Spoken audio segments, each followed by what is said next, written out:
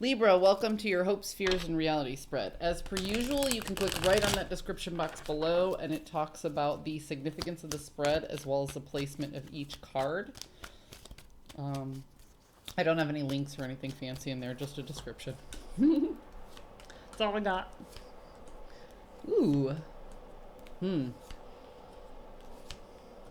Libra, feeling stuck. A little bit. Actually, you're fearing being stuck. The reality shows that you're kind of moving forward, in a way. Okay, so your hopes. We'll start here. I always like to start with the hopes. So what you're hoping for, Libra, is to put a halt to a situation in order to examine it, okay?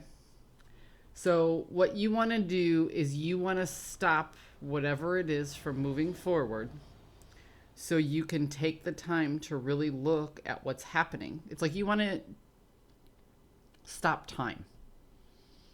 Not only do you want to... How do I describe this?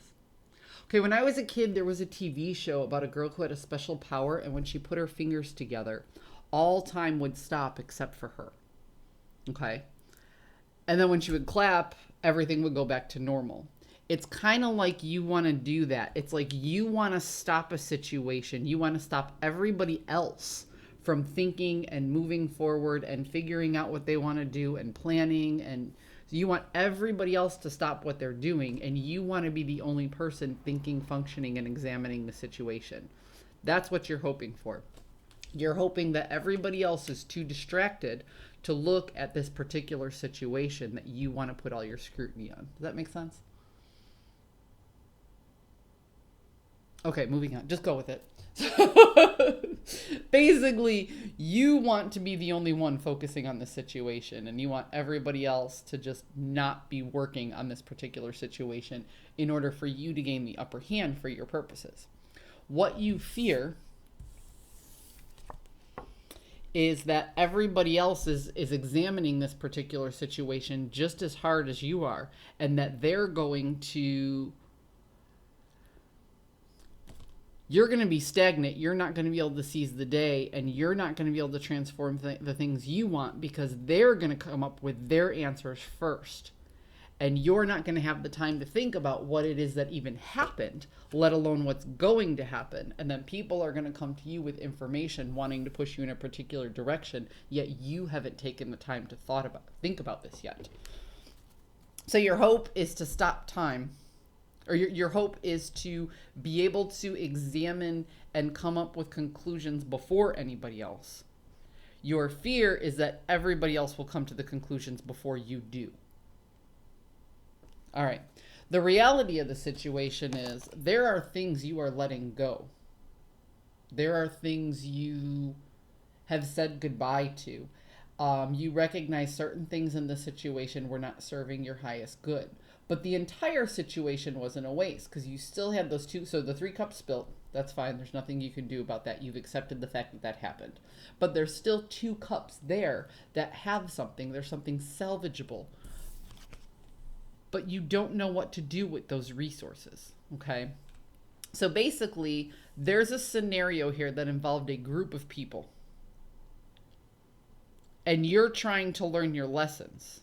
You recognize that there's something there to be learned, but you don't know what to do with the information you were given just yet. There's some examination that you're still working on. It kind of feels like you want to take a leadership position a little bit, but let's see. It's almost like you want to figure it out for everybody. You don't want people to figure it out for you. You want to be... You want to come to your own conclusions, and you want to help other people along that path. What you don't want is for other people to figure it out first and for them to persuade your decision, because you've allowed that to happen in the past. And I think that's the lesson being learned here, is to really stand... Yeah, there we go. This is you getting out of your head, or this is you being stuck in your own head, rather. The 8 of Swords is very much like the lady in Hamlet. I don't know if you're familiar, but you know, when she had the little tree trunks for hands and she was like stuck in that area, she was blindfolded. She was literally going crazy. She was she was stuck in her own head and couldn't get out of her own head. And that's what the Eight of Swords is. You keep going back around over and over. You'll never have enough time if you do that to yourself, because you'll second guess every decision that you make. But what you're really looking to do is move on from choppy waters to calmer waters. And you're looking to formulate the recipe to take these two opposing forces or these conflicting ideas and weld them together to be something meaningful, to create something better than the sum of its parts. Libra, it feels to me like you know that there's a lesson to be learned here, but you recognize that your lesson is individual. And once you realize that lesson, you want to be able to tell other people what that lesson is. However, you fear that if other people come to conclusions before you, then they will sway your opinion